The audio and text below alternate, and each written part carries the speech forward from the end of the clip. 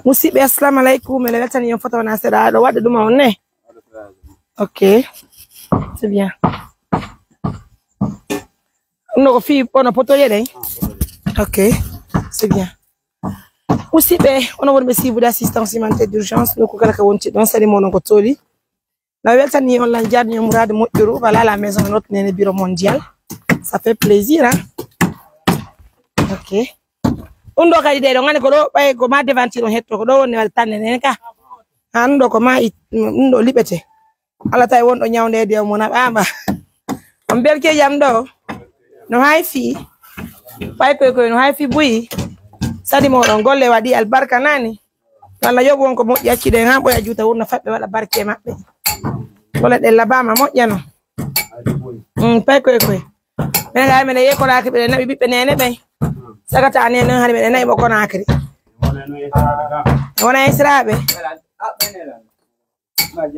ella wala nan fam wala toute la maison voilà musidɓe on wonɓe sibude assistance humanitaire d'urgence no ko kala ka wonti don sadi moɗon ko toli menen weltani yon meden jarni yon mourade moƴƴuru meden indi yon assalamu alaikum haray fanti musidɓe je vois aussi les briques aussi birki jeɗe lellere ko fata kadi lewna seeɗa. Donc nous demandons maintenant de l'aide aux partenaires de nous aider pour les briques. Parce que donc andi hugo dar natit en même temps kadi ko yondiri kon kadi courion do. C'est très important. Regardez, c'est la maison, la deuxième chambre qui est là. La première de l'autre côté. Et maître mais on lion joni parce que partenaire bien même puis holli fi hurgo ngon. Reste par là, tu prends l'image là. Na? Oui.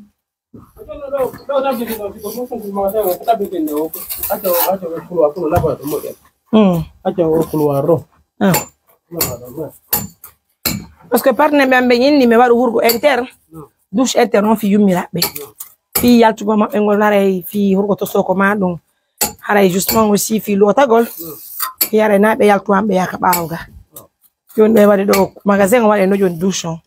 Donc maintenant mes amours, j'invite les partenaires de nous aider. Fi justement caro on ka douche ton et en même temps ka di haray fi po on aménage quelque sorte de douche. Alors ils invitent les partenaires de nous aider. Et vous allez beaucoup m'excuser pour les images hein, parce que là je suis pas avec les membres de l'ONG. Ouais ça. Tu peux venir. Oh fala taka. Oh non là yaji. Yaji. Haray wala les toilettes. Donc il faut mettre des carreaux, il faut mettre une peau, il faut bien équiper la douche. C'est bien, c'est pas grave. Merci à nos millions de partenaires. Merci à tout le monde pour la confiance. Musidɓe ara den tori fantim ballal. Partenaire ɓe Allah waɗi barke mum ɓen kadi musidɓe haray fantime den tori on kadi en jonini juuɗe fiye waw okkorde ɓe fanti ndiyan. Parce que ɗo ngani se waɗi douche ɗo si ndiyan ala ko mere. Ha joni bidor ko 3000 francs wona sodegol. Pour le chantier c'est vraiment compliqué. Fi defugol la même chose. Donc c'est vraiment compliqué. Cette fois-ci, on va tester l'expérience. On va aussi envoyer un géologue qui va visionner tout ça là, voir qu'est-ce qu'il y a de faire. On va aller. Waouh, c'est très joli. Waouh, là, la chambre n'est pas bien. Là-bas, maman. So, what you don't know, on say, n'agent go do, so what is say, n'agent do, kadi, what orange yellow?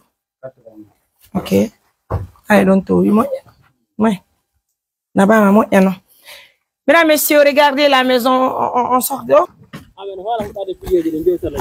Ok, pilier je ne. Terrasse on de ko on ne mo wadde. Assalamu alaikum dom.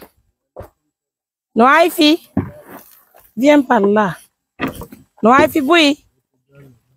Jamto.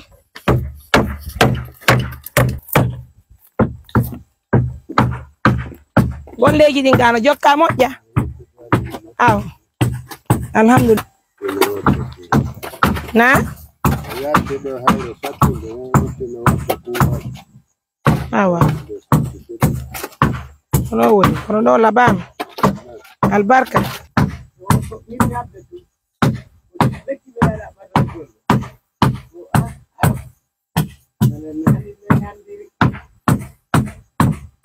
Tonki baylo on di artira.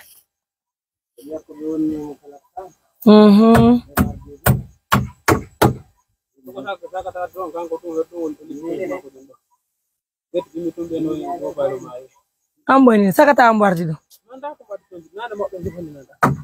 ala ko sakata on kam ala ko be ka hodo mabbe ga mene men andano mene goto mabbe jaba jokkude men fi ko nakri fi makko goto baba goto e makko be ka hodo ay goto jaba eni wobe halatan ko goddo go me yeyi 7 kilo ka travaux to ko ton me yeyi gorko go rondoto do wali walijo kon acci ko woni wo sonna ben do walliti la noddimo yotimo fi programme on no sonnajo jabi on non gorko ka jabi woni wo joni kanka mo woni pré wallu go me o jokka men kono akro danko yo gorko men ni problème mala minni woni no ka minni ko bay tumene jokkide goldo min do si o ha potali gayna de do goldo min ko pere bay ko kawa soti no marno fere ko watta on dawat yo goto jabar ko ben non jokki be on non gorko di ko inter mama samba ko to mama samba ron to do wali jong ko me yaade mun kono akri kon do time men nabi gorko kono akri on do time e do goto mabbe jabal o jabbe jabal few. Allez mes amours, prenez bien soin de vous, c'est la maison, aidez-nous, il y a plusieurs choses qui manquent. Prenez bien soin. Voilà, regardez notre maison mondiale. Hara meden tori on ballal fi siban. En tori kadi ballal fi douche nene on e fi kadi birki surtout birki on parce que birki on lanni de do yonata do fi courion e wugongo. Wow, ça fait plaisir. Yeah. Sonu labama ka. Labama yaji kadi yaji ka. Wow, ça fait plaisir. Met modi golden labere nani. Albarka buy. Yalla yobere no mojire fome. Partenaire bien même c'est le meilleur en Guinée. En Afrique d'ailleurs. Ben men ando jewta go chantier o men hey karka sare. Real barka nani. Ara jangon dawa yarde ka. Ah, ara fotti gadan. Wow. C'est la maison.